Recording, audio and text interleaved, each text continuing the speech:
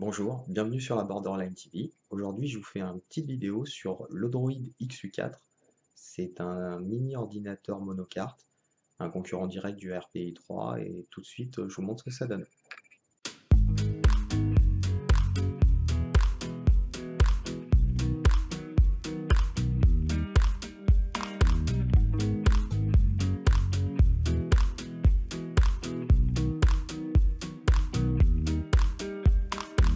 La fiche technique de l'Odroid XU4, ça donne ça.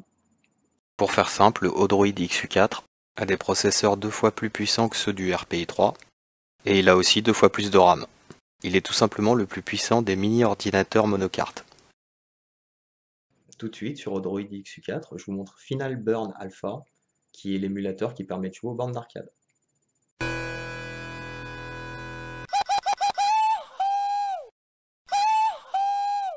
J'adore vraiment ce truc.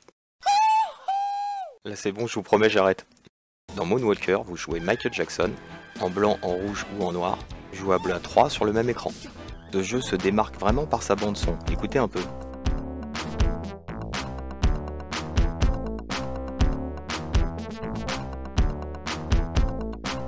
Avant chaque début de niveau, on a le droit à un petit plan. Et le cri de guerre de Michael. Et une présentation façon BD sur le thème de Moonwalker. Dans Moonwalker, les ennemis sont très variés, et vous les détruisez à coups de décharges électriques qui sortent de vos doigts. Le but est de délivrer des enfants. Je sais ce que vous vous dites, Michael, des enfants, c'était avant tous ces procès pour... Grâce à ses pouvoirs de danseur, Michael arrive à détruire tous ses ennemis en les faisant danser. L'ambiance de jeu est vraiment hallucinante. Les power-ups sont le petit chimpanzé de Michael, qui le transforme en robot Michael, et qui lui permettent de doubler sa puissance de feu. Des gangsters, des robots et même des zombies. Je vous disais que les ennemis étaient variés. Écoutez-moi les cris de ces zombies.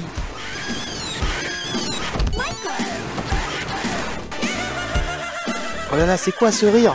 Regardez les animations de ce boss. Sans déconner, il y a des enfants à 1 mètre.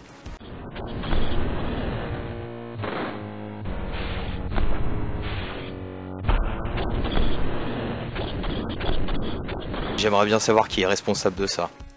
Et la fin du jeu est encore pire. Donc attention spoiler, si vous voulez pas vous faire spoiler, c'est maintenant qu'il faut avancer la vidéo. Donc à la fin du jeu, vous vous combattez contre Mr. Big. Et après l'avoir battu, vous vous transformez en avion. Je déconne même pas là, je sais pas ce qu'ils ont voulu faire les développeurs. Enfin, à la fin, on entend quand même le cri de pucelle de Mr. Big. Et Michael Avion qui plane sur la musique de Billie Jean.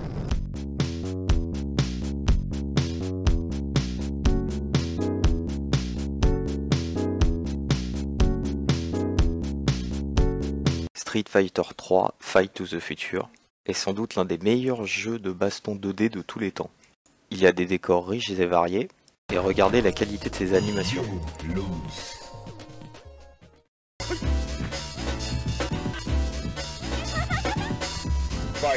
Les combats sont très speed et techniques, et il y a une grande quantité de furie et de coups spéciaux.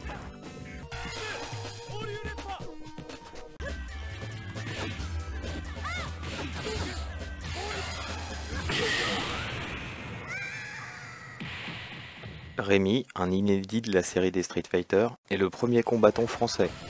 20 personnages sont jouables dans cette version. Quant à moi, mon personnage préféré, c'est Elena. Je vous laisse deviner pourquoi.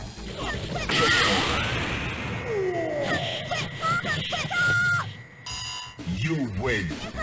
All right, that's cool.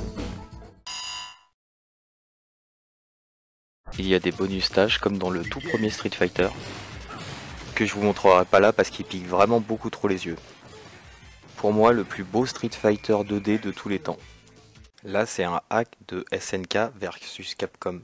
Le Super Plus qui clignote vous indique que c'est vraiment pas une version officielle. Dans cette version, pas moins de 36 personnages sont disponibles. 18 pour les SNK et 18 pour les Capcom, avec par exemple les aliens de Metal Slug, Zero de la série des Mega Man X, ou Firebrand de la série des Gargoyle Quest. Cette série donne un style SNK aux personnages de Street Fighter. Les coups spéciaux sont riches et variés, et les combos et furies sont vraiment très impressionnantes. Là, elle te met 15 hits de combo et elle rigole quand même. Enfin ça c'est rien à côté de ce qui arrive. La mauvaise foi vidéoludique personnifiée en la personne de Saga, ou le spam de la boule de feu. Non mais sans déconner la putain, qu'est-ce que tu veux faire? Le syndrome de la pompe à fric est activé.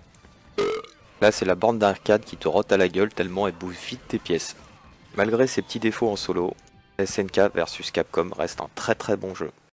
Sur Odroid XU4, la Nintendo 64 est vraiment très bien émulée. Ça n'a plus rien à voir avec le RPI et rien que pour jouer à la Nintendo 64, ça vaut limite le coup de s'acheter un Odroid XU4. Avec la Nintendo 64, on peut vraiment mesurer la puissance de l'émulation sur Odroid. Le jeu retrouve tout son speed, et la fenêtre d'affichage est plus grande. Tous les sprites du jeu sont parfaitement animés.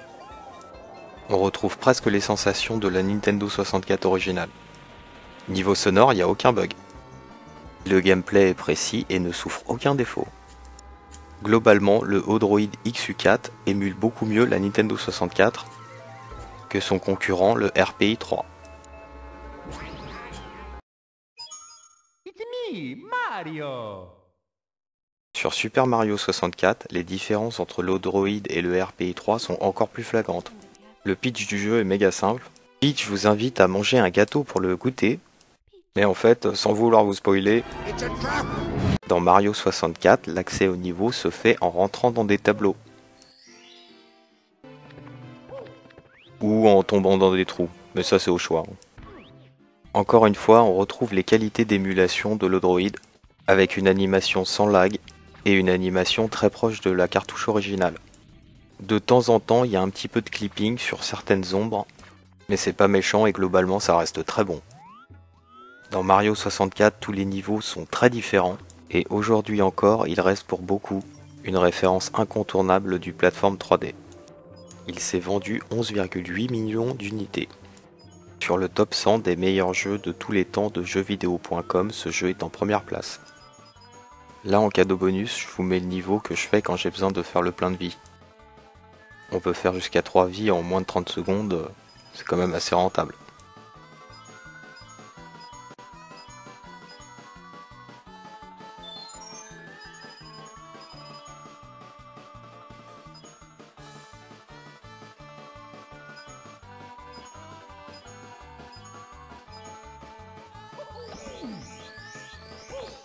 Super Mario 64 introduit pas mal de nouveautés. Outre la 3D, il y a aussi les pièces rouges, qui font leur apparition pour la première fois dans cette édition. Il y a aussi les 120 étoiles à collectionner, qui marquent la fin de niveau, alors qu'avant c'était un bonus d'invincibilité, et que la fin de niveau était symbolisée par un drapeau. Attention, une des scènes les plus trash du jeu. La tortue te... une étoile. Revoyons l'action au ralenti. Mais là c'est rien, le pire reste encore à venir. Le pire dans Mario 64, c'est les dialogues. Peut-être que les développeurs de Nintendo pensaient qu'on lirait pas les dialogues, mais pas de bol.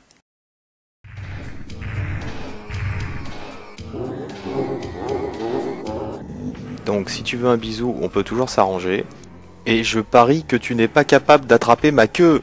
C'est pas censé être un jeu pour les enfants à la base? Enfin bref, vous voyez ce qu'il vous reste à faire si vous voulez récupérer les 120 étoiles de Super Mario 64. Et à la fin, j'ai presque cru qu'il allait... la clé.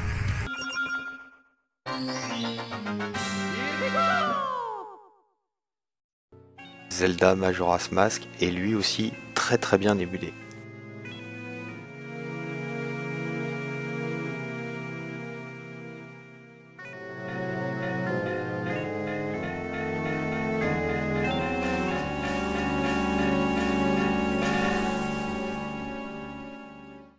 Les FPS sont moins à la fête sur Odroid. Globalement, GoldenEye fonctionne bien, mais il souffre quand même de légers ralentissements. Il y a de légers bugs aussi au niveau de la musique. Sur Quake 2, il y a vraiment des ralentissements énormes et de gros soucis au niveau de la musique. Sur Odroid, la Dreamcast est vraiment très bien émulée, c'est presque parfait et je vous montre ça tout de suite. Marvel vs Capcom 2. Ça fait très longtemps que je voulais le montrer sur la chaîne, et on n'a jamais réussi à le faire tourner sur RPI 3. Là sur Odroid, il est vraiment pas mal. Il y a de légers bugs au niveau de l'affichage et du son, et ça laisse envisager une bonne émulation future. Au départ on commence avec 24 personnages, et au total il y en a 56 à débloquer. Chaque personnage a 3 types de super attaques différentes, et les matchs se jouent 3 contre 3, ce qui laisse un très large choix de possibilités. Marvel vs Capcom 2 est surtout connu pour ses super coups de taille gigantesque, et ses combos au hit ravageur. Il y a beaucoup de clins d'œil faits aux personnages et à leur univers. Si vous le connaissez pas, je vous le recommande vraiment et à se le procurer dès que possible. Il y a 3 mois, on faisait un test de ce jeu sur RPI 3. Je vous mets un lien dans les suggestions de vidéos, si par hasard vous voulez jeter un coup d'œil. Donc il y a toujours le bug de l'extraterrestre en slip. Je vous le mets au ralenti des fois que vous n'ayez pas vu. Sur la version N64, il y a d'autres bugs, mais apparemment il n'y a pas celui-là. Toutes les présentations de courses qui laguaient énormément sur RPI maintenant passent sans aucun accroc. Toutes les courses ont gagné en speed. Le rendu d'affichage est encore meilleur. On sent vraiment la différence de puissance entre les deux machines. Regardez les effets de brillance qui sont sur les phares tout autour de la course. It's a new lap record.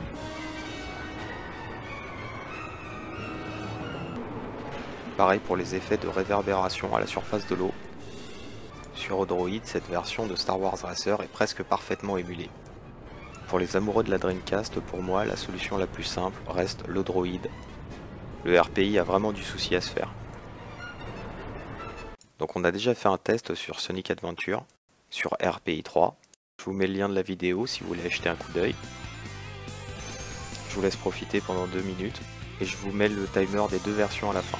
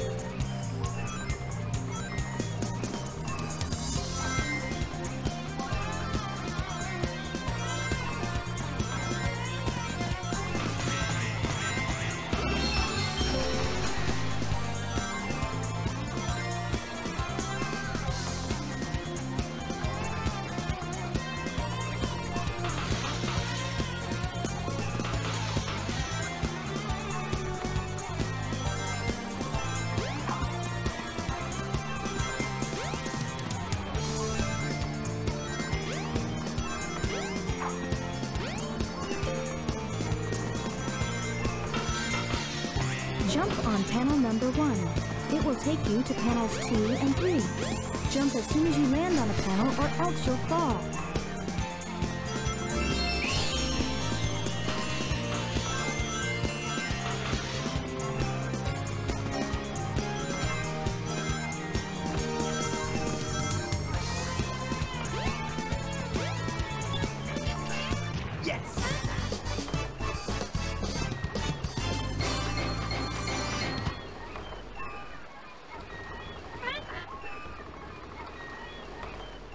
Alors c'est le moment du verdict final.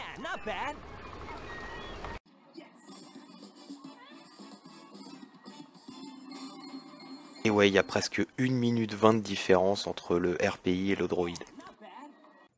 Sur Dreamcast, pour avoir l'accès au memory card, je vous ai fait un petit tuto. Au préalable, il faut télécharger une ROM de Space Channel 5, qui déconne en fait, et s'en servir pour accéder au menu du jeu. Je vous montre ça tout de suite en vidéo. Là, pour commencer, c'est très simple, il suffit juste de faire back, d'amener le curseur sur le file, on sélectionne, là on sélectionne une memory card, et on fait delete all. Oui, vous inquiétez pas, faut faire yes. On peut même sélectionner l'icône de sa memory card, ainsi que sa couleur, et si elle est transparente ou pas. Si transparent, c'est plus joli. On fait encore yes. Et là, c'est magique, notre memory card fonctionne. Donc on fait exactement pareil pour la deuxième. Là, je vous le mets en accéléré, histoire de gagner un peu de temps.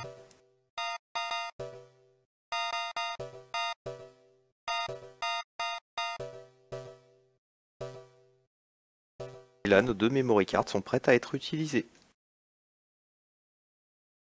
On n'a plus qu'à charger un jeu. Au hasard, Star Wars Racer. Là, au démarrage, on voit bien qu'on a 200 blocs de données free par slot de memory card. Voilà, j'espère que la vidéo vous aura plu. N'hésitez pas à laisser un petit like et à vous abonner. À la prochaine!